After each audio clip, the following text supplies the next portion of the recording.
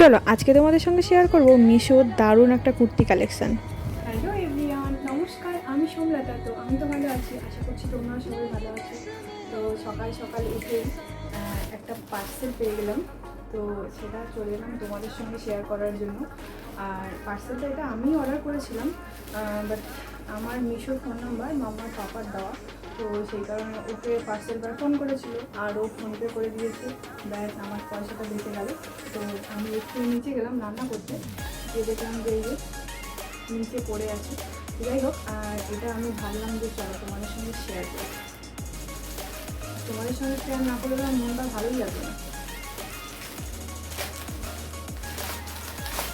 এটা কাটার জন্য হাতই যথেষ্ট, ছুরি কাঠির দরকার পড়ে না।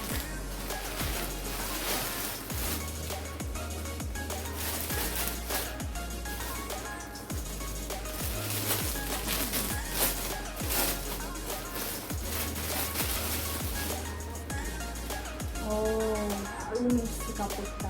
এটা কিন্তু মিশোর, বাট প্রাইস কিন্তু খুবই কম। এটা 2 পিস, বাট দারুণ কাপড়। এটা হচ্ছে প্যান্ট আর এটা হচ্ছে কুর্তি। সিরিয়াসলি গাইস, দারুণ, মানে ভীষণ সুন্দর। হাতায় আবার দেখো,